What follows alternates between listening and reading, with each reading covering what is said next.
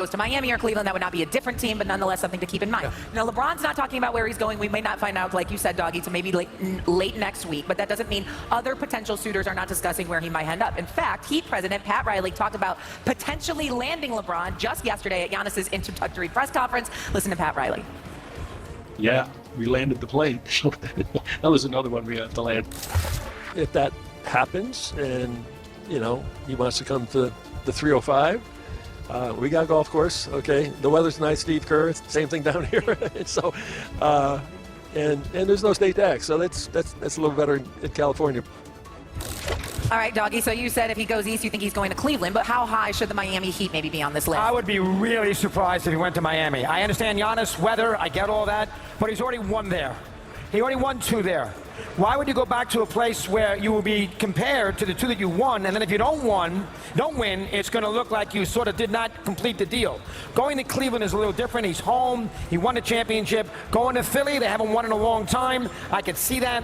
Going back to Miami, he already made his mark in Miami. So why would you want to go back there again when you've already won the 2 championships? Play with Giannis. Yeah, all right. But he's going to play with a great player wherever he goes. He's playing with Kerr in one spot, Mitchell in another spot. But, if he goes to Minnesota, then he's got Jaylen Brown. He's going to play with a great player. No, but no matter where he goes. They're built differently, though, when you think about Miami compared to Cleveland, because the players in Miami are some dogs. And when I was listening to Giannis Antetokounmpo yesterday speak about the choice coming to Miami, he was saying that this aligns with who I want to be. I'm changing my number to number 7 because I want to close one chapter and move on to the next. Have you seen Giannis Antetokounmpo in transition? He is relentless. Have you seen Bam Adebayo, one of the most unguardable players that is scratching the surface of his greatness? I was at the ESPYs. I didn't see you there, Doggy. I wanted to see you. Yeah, no, they didn't invite me. Yes, they did. I don't want to hear it. Bam was on stage for a reason, for record-setting performance, for what he did in that single game. Those are 2 of the biggest dogs in the NBA. And if you're 41 years old, why not look back to South Beach, a place that you're familiar with a guy in Pat Riley who's 81 but still got it, and is still able to play alongside people that you don't have to do, you don't have to question how bad do they want it. You don't have to question the championship pedigree of the organization, but also these players alongside. Now, I say all of that still agreeing that Cleveland is the most natural fit. I know we got Cleveland jerseys up because you can just plug and play him into the system. But the biggest question marks are Donovan Mitchell, James Harden, will they show up? Evan Mobley, will he be that guy, defensive player of the year, that will really take that next step? Jarrett Allen being that dog on the inside rim protector, but also challenging people. We know LeBron James has that factor. Does the supporting cast have the same hunger? And I think that's why he probably is looking to go back home, because he knows that's contagious everywhere he steps. But still, you can't look past Miami. Those guys, when it comes to hunger, those guys are those wolves. Yeah. I think first, I got to take a moment to give props to Pat Riley. I thought he lost it. I thought he lost his fastball. He's 81 years of age, and I love the man. He's done a lot for me personally, and I actually wrote about it in my book. And it's like, the man is the winner within. But I thought his inability to get that preeminent star to Miami was the knock that I had. It's like, it's Miami. And if you can't get a star to come to Miami, and I never said he should step down.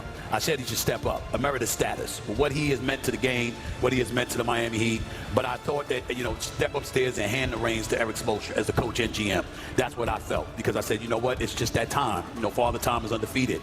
And after that, he goes and pulls this off, and he gets Giannis to Miami. There's nothing I can say. Pat Riley, once again, the greatness has come shining through. Props to him. But I still think that Miami should be number 2 on this list. Basketball-wise, from a systemic standpoint, definitely they could be number 1 because of Spoelstra's coaching, the familiarity LeBron James has with that, and the fact that the ball would be in his hands and there's nothing to dispute. You're not going to give it to Davion Mitchell over LeBron James. A couple shooters. You need the shooters, but I'm talking about the ball in terms of the guy running the offense. Got it. That would have been LeBron James. That's easily LeBron James in Miami. You don't have anybody else other than Davion Mitchell to do it, and you ain't going to put him ahead of LeBron, even though I like Mitchell a lot. I like that kid, okay? Cleveland is a different animal, but it's number 1 because of the abundance of things that go with it. You may have questions about Donovan Mitchell. I don't have questions about Donovan Mitchell. Donovan Mitchell, to me, is an all-world player. He's big time. He's going to have good games and bad games, but he doesn't choke. He doesn't disappear. There's not an APB out for him when stuff happens. Some games are better than others, but he shows up. I agree. Evan Mobley and Allen, they can give you stuff defensively. Offensively, they're not consistent, but defensively, they are, okay? So if you put LeBron James in Cleveland, right?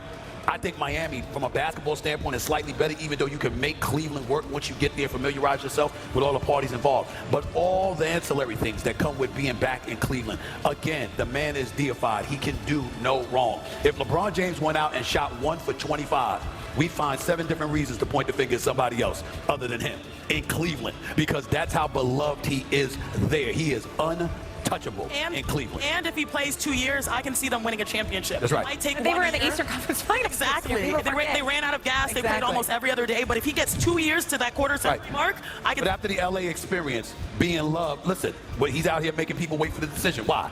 Because he wants the attention. Because he likes being reminded of how valuable he is. Wait, hold on. That sounds really familiar. Someone loving the attention. Yeah, someone loving the limelight. No problem. I'm guilty as charged. I don't need it, but I like it. But the point is that that's what he's doing. And I don't blame him for it. Make it work. Cleveland, he would have off. You know, it didn't have the same pomp and circumstance of 2010 when it was LeBron and Bosh and Wade taking the stage. They were talking. Giannis was smiling. It was great to see that version of him. And Pat Riley indicated there's maybe some still more work to do as he pitched LeBron coming to Miami. Take a listen. Yeah, we landed the plane. That was another one we have to land.